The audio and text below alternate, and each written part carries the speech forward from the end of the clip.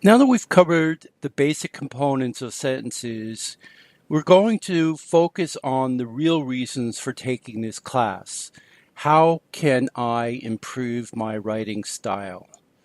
Today, we are going to focus on a mechanics topic, the proper use of commas. The comma is the most used and most abused mark of punctuation. Although most of the time the reader can figure out what the writer meant, sometimes a misplaced comma can cause grave mistakes. Consider the following sentence pairs. Note how adding commas radically changes their meaning. It is time to eat mama. For mama, we just said it's time to eat her. Or it's time to eat, comma, mama. It's time to eat, mama. Notice how the comma changes the way that we parse or read the sentence. Look at that huge hot dog. That's a culinary challenge. Look at that huge hot dog. That's saying that there's a big dog that is hot or sweating. A panda eats shoots and leaves. So, bamboo salad. A panda eats, shoots, and leaves. Now, you can interpret that any way you like, but you notice now shoots and leaves are verbs, not nouns. Or the final one, eat here, comma, and get gas. It's a multifunctional store as a restaurant and sells gasoline. Or eat here and get gas, no, comma, suggests that when you eat there, you're going to get some kind of gastrointestinal disturbance. Your textbook groups comma rules into 5 groups, but I would like to suggest that we consider 6 groups. The first comma rule. Use a comma between 2 independent clauses separated by a coordinating conjunction, which we've already learned are the FANBOYS, for, and, nor, but, or, yet, and so. So these are the FANBOYS. These are the coordinating conjunctions, and when they're used to join 2 independent clauses together, we also use a comma before, at the end of the first independent clause and before the conjunction. So an example. My parents threatened to throw me out of the house, comma, so I had to stop playing the drums. We have 2 independent clauses here. My parents threatened to throw me out of the house, and I had to stop playing the drums. They're joined together with a comma and the coordinating conjunction so. Second example. The boys ate pizza for dinner, comma, and the girls ate salads. 2 sentences. The boys ate pizza for dinner, an independent clause, a complete thought. The girls ate salads, a complete thought, joined together with a comma and the coordinating conjunction and. Now, some grammar books and writers say that commas between 2 short independent clauses are optional. So here I have a couple of examples. Calvin relaxed, but Robert kept working. Here the argument is that the independent clause, Calvin relaxed, is short. It's the shortest independent clause you can have, just a simple subject and verb and nothing else. Or the soda was flat, so I poured it away. But the question is, how short is short? So what I say is, when in doubt, use a comma between the main clauses. In my opinion, it's never wrong to use a comma, and it adds an extra signal to the reader to pause at the end of the main clause. Another thing to watch out for, caution, watch out for sentences that have one subject and multiple verbs. That's not a compound sentence with 2 independent clauses. Rather, it's a simple sentence with a compound verb. So, for example, Dawn lay awake all night and listened to the thunder. there's a conjunction here, but there's no comma because Dawn lay and Dawn listened. The verbs lay and listened are sharing the same subject, so it's not two independent clauses. This is not a compound sentence. This is a simple sentence with a single subject. The same in the next sentence, the quarterback kept the ball and plunged across the goal line. The verbs are kept and plunged, and they both share the same subject, quarterback. If you're not sure about using this rule or any of the rules, then please try the practice exercises in this module. The second comma rule says that we should use a comma to set off introductory words or clauses. A few examples. Fearlessly, comma, Lola picked up the slimy slug. Here we have an introductory adverb, fearlessly, so it's followed by a comma. Second example. Just to annoy Tony, she let it crawl along her arm. Here we have in just to annoy Tony an introductory verbal phrase, so we again use it to offset it with a comma. A third example. In view of the recent mishaps, comma, all shore leave has been canceled. In view of the recent mishaps is a prepositional phrase, an introductory prepositional phrase, so we offset it from the rest of the sentence with a comma. Next example. Wow, I never said that. Wow is an interjection. So again, introductory interjections are also offset from the main sentence with a comma. And then finally, we have a dependent clause that starts the sentence.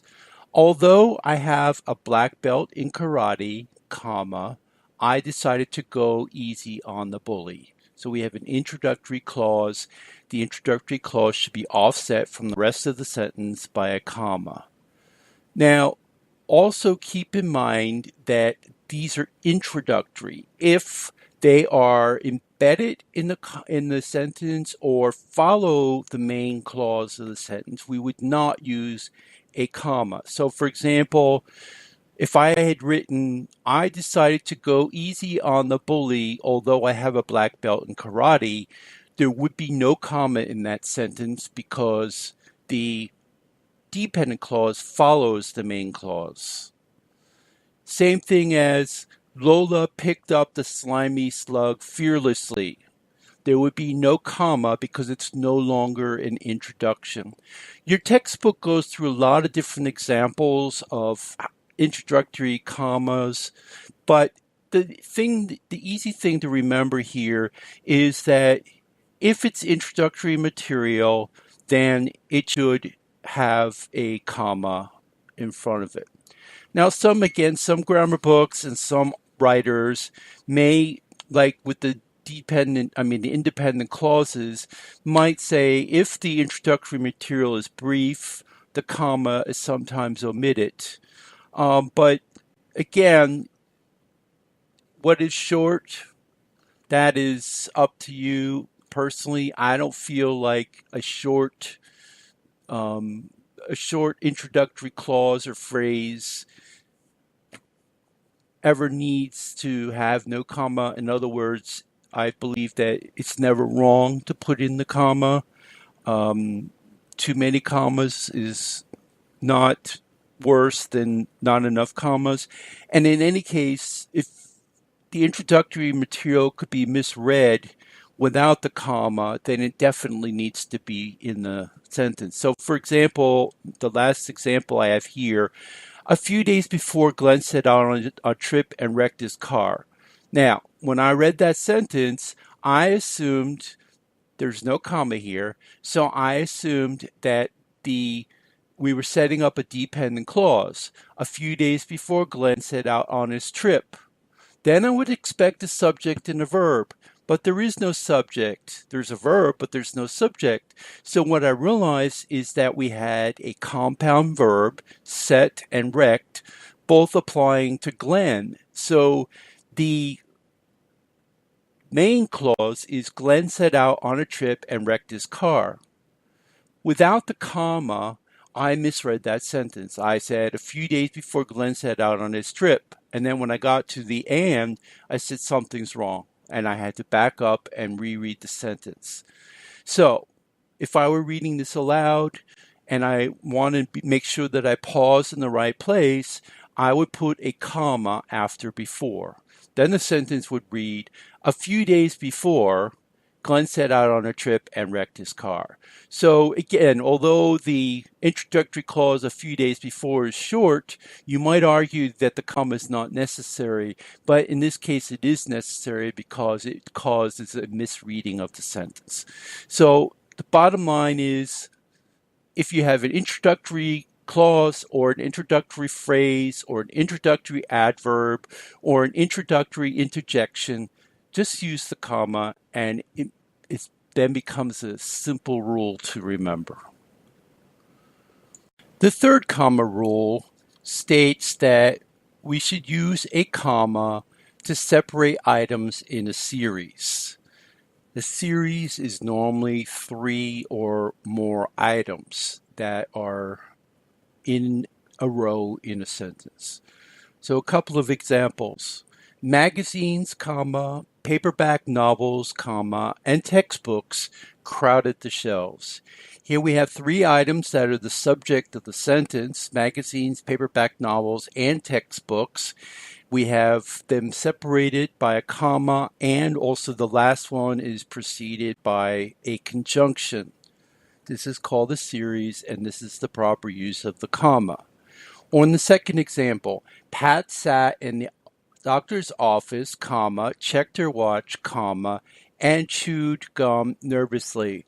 Here we have 3 verbs in a series: Pat sat, Pat checked, and Pat chewed. So again, it's a series. We separated each of those items by a comma, and before the last item, we have the coordinating conjunction.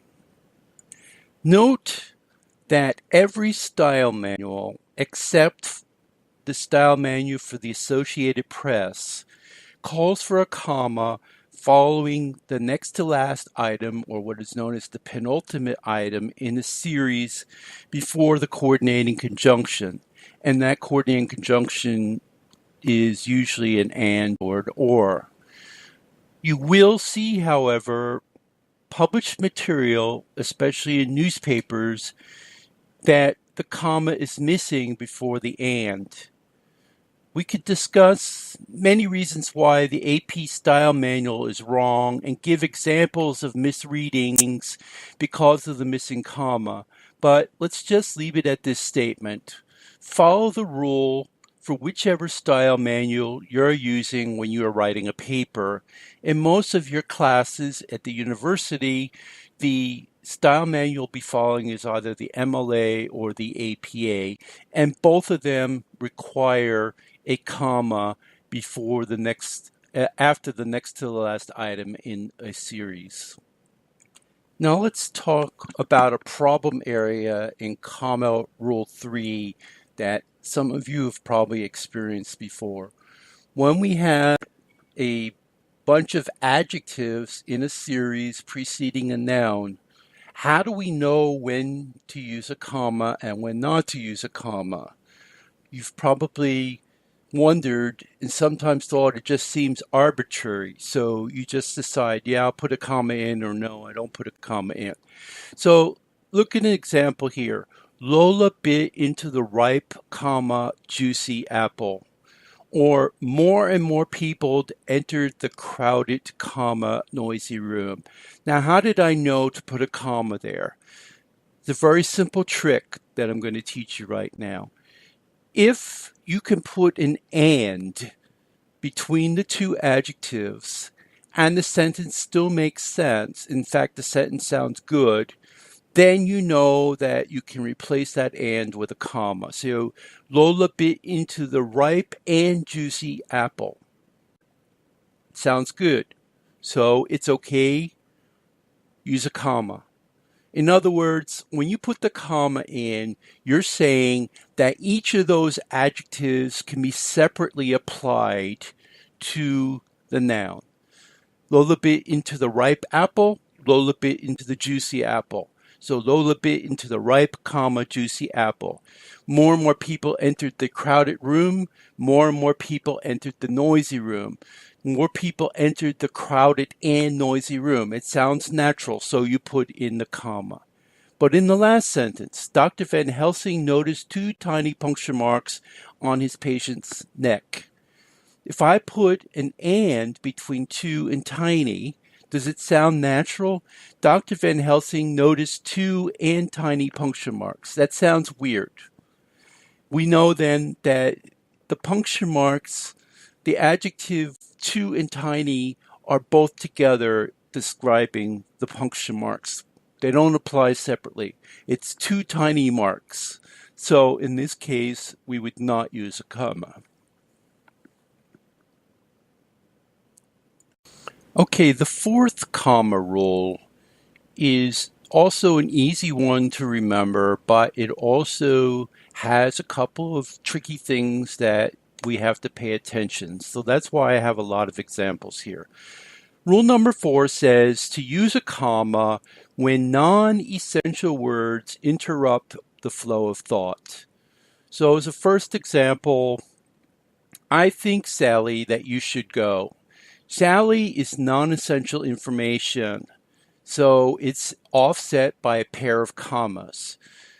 The car, cleaned and repaired, is ready to be sold. Again, cleaned and repaired is non-essential to the sentence, so the car, without it, the car is ready to be sold reads perfectly fine, makes sense.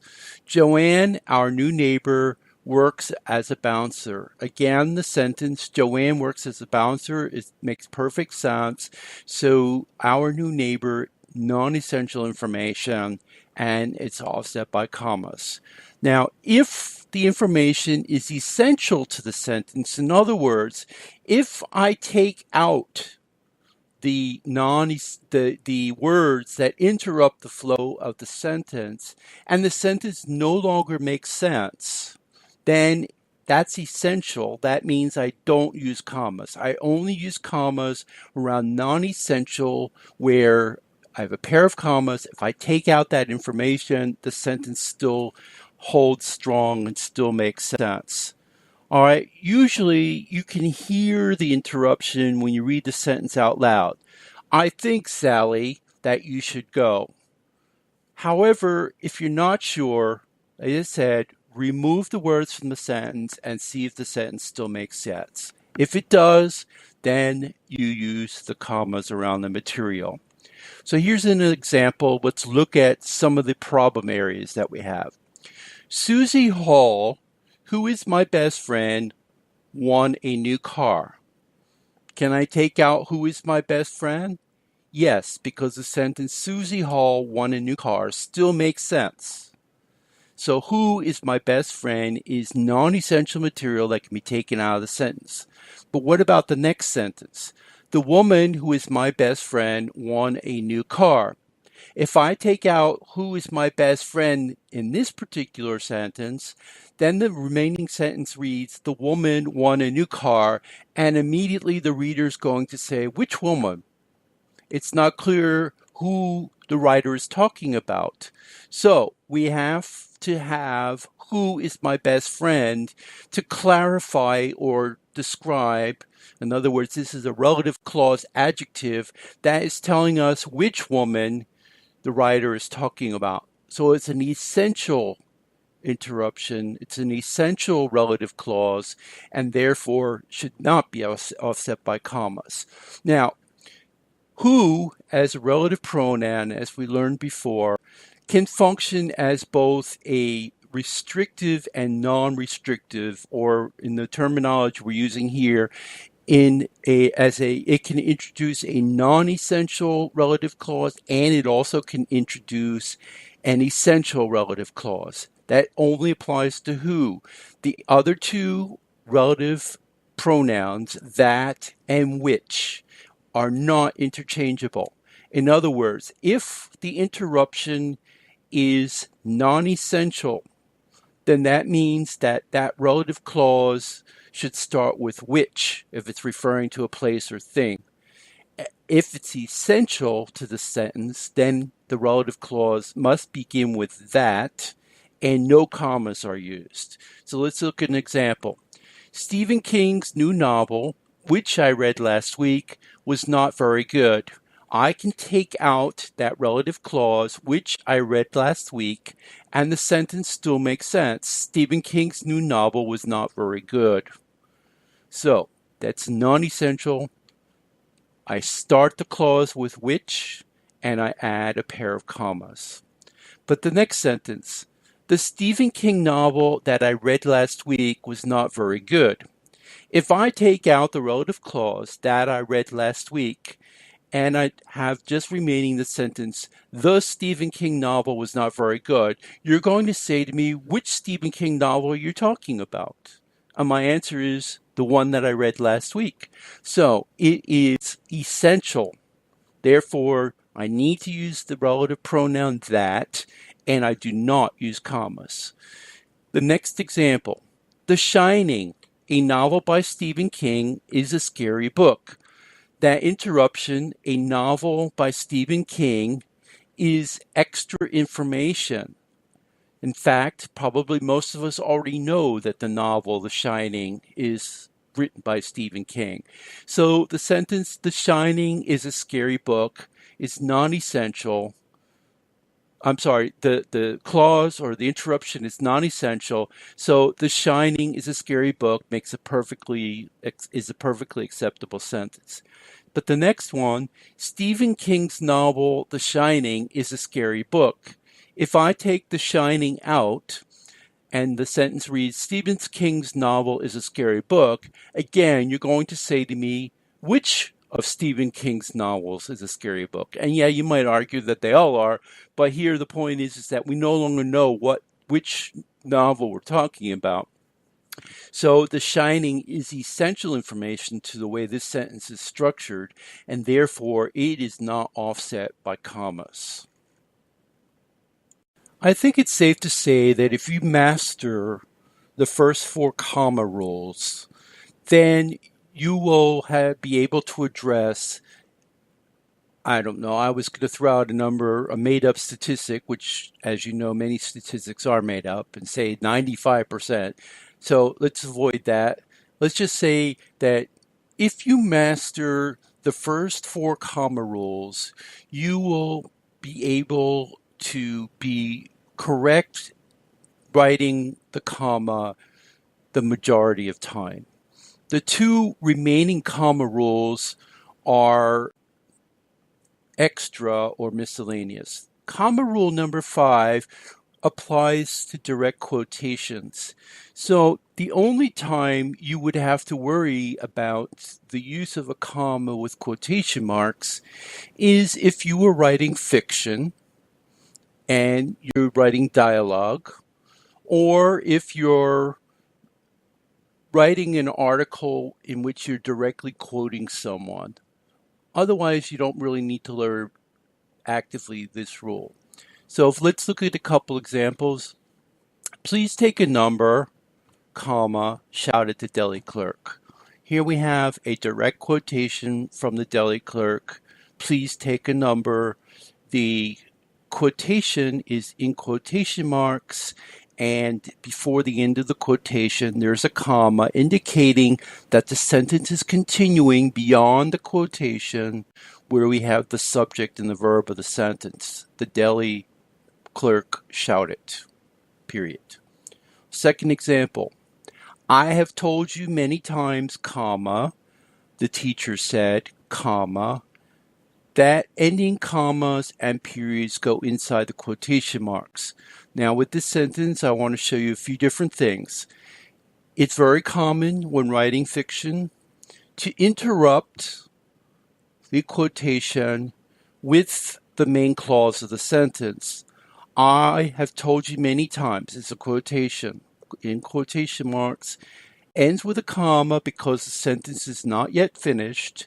The teacher said, and then another comma and another pair of quotation marks to indicate that the same quotation that started the sentence is continuing to go on.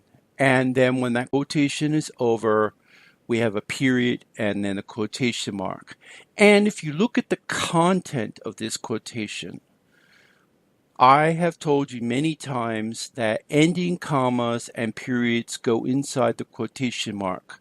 That's a true statement. What I'm trying to point out to you, when you use quotation marks, and we'll go over this again when we review the part of speech, the quotation mark, the punctuation quotation mark, the periods and the commas always go inside the quotation mark. So here you see comma, quotation, or period quotation, not the other way around. Do not put the comma outside the quotation mark. Do not put the period outside the quotation mark. And that's all there really is to this comma rule. The final comma rule that I want to go over, comma rule number 6, is really just a hodgepodge of miscellaneous places where we use commas, and probably something that most of you are already familiar with and don't really need to have a rule. You just know how to use it. So the first is, I think your book calls it commas with everyday material. So the first is with dates. So we typically know already that when we have a month, day, and year, we put a comma after the day and before the year. So March 3rd, 1992, for example. And if we use it in a sentence, this is something that perhaps people don't get right all the time. On March 3rd, 1992, I started to learn Russian. All right. In this particular case, we probably all know to put a comma after March 3rd, but many people leave the comma out after the year. When it's in a sentence like this, the year is offset by commas. So that's the only trick that you really need to learn there. Likewise, if you put the date before the month, you would not use a comma. You would say 3 March 1992.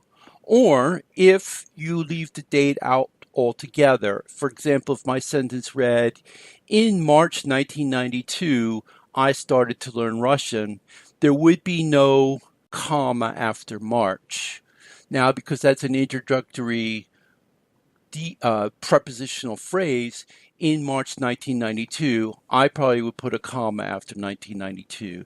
But if you're arguing that it's a short prepositional phrase and the comma is not necessary, then there would be no comma in that sentence. But in any case, the point here is that there is no comma between the month and the year if the date is absent or if the date precedes the month.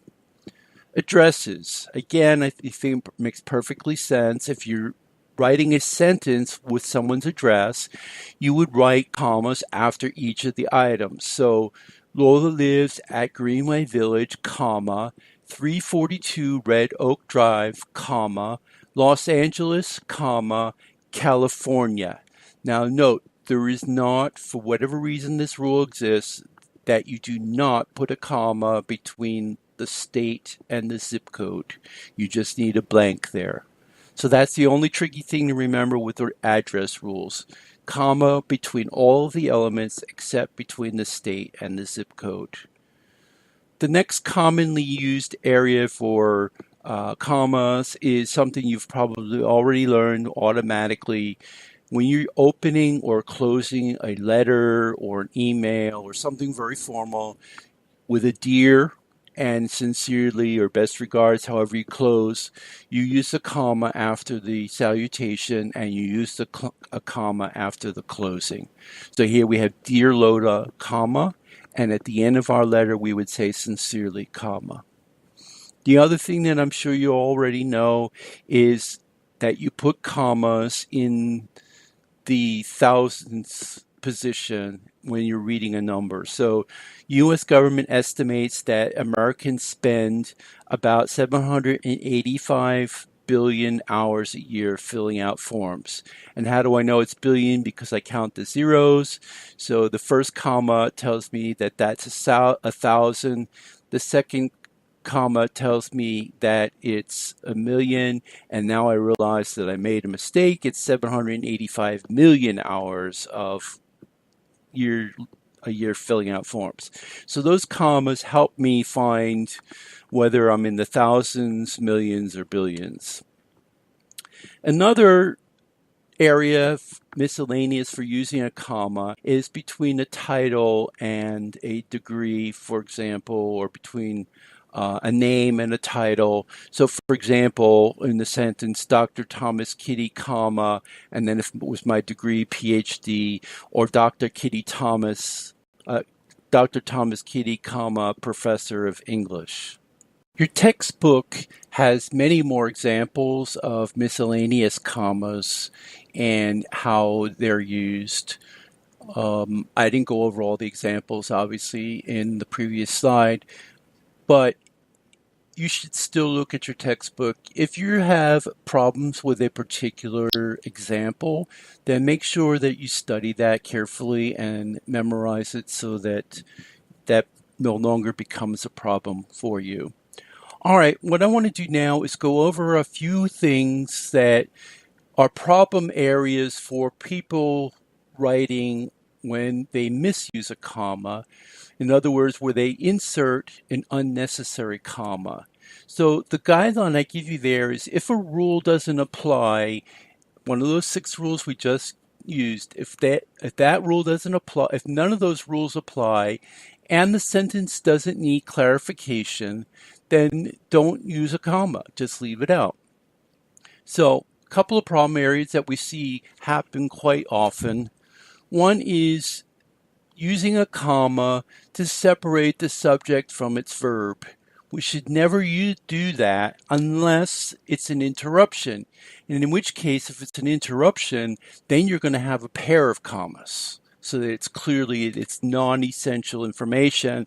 So technically, that could be taken out of the sentence and the sentence subject and verb are not separated. All right, so for example here, this is an incorrect example. The union negotiations, comma, dragged on for 3 days.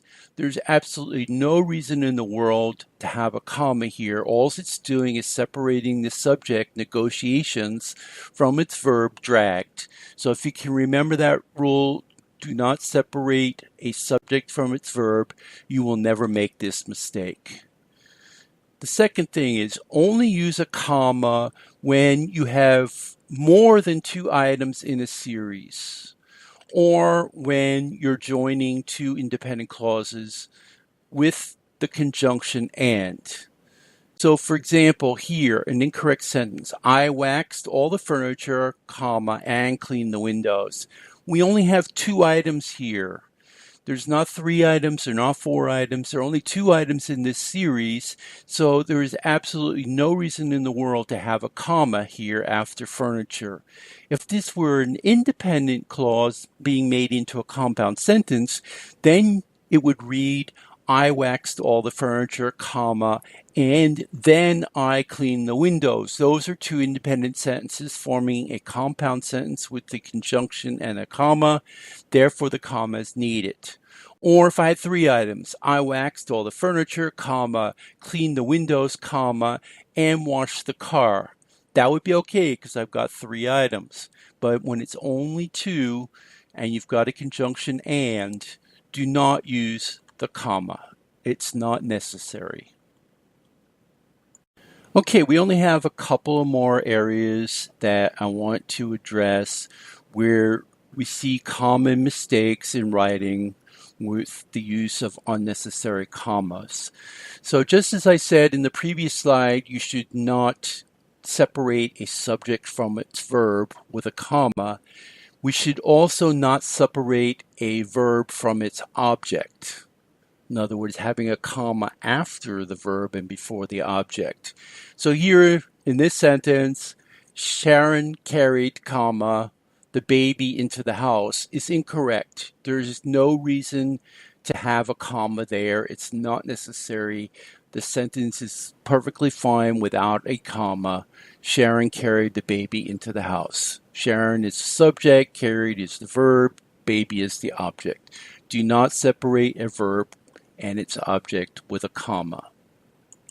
And as I said earlier in this presentation, if we take introductory material and we move it to the middle of the sentence or to the end of the sentence, we should not use a comma. So if the dependent clause follows the main clause, we do not use a comma after the end of the independent clause. Here we have a prepositional phrase appearing at the end of the sentence, so there is no reason to have a comma at the end of the object before the object of the prepositional phrase. I had a clear view, comma, of the entire robbery is wrong. We should just say I had a clear view of the entire robbery. And if you read it out loud, you'll hear there is no pause there, therefore there's no need for a comma. But be aware of the fact that when you have prepositional phrases at the end of a sentence, you do not use a comma before them. And that's it for commas. Hopefully, if you study this lecture hard, you will suddenly see all of your problems with commas disappear in your writing.